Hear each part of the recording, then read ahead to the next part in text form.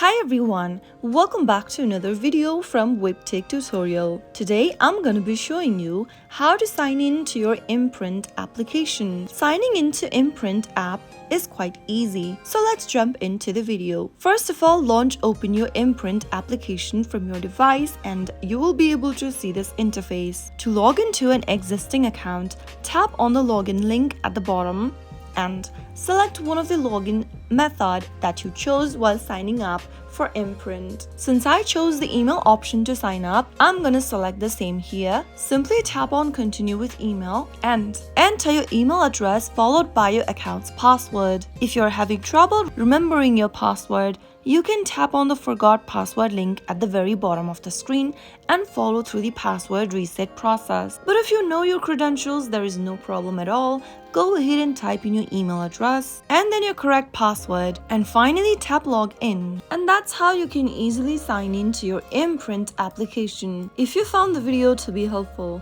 go ahead and give us a thumbs up. Don't forget to subscribe to the channel by hitting the subscribe button.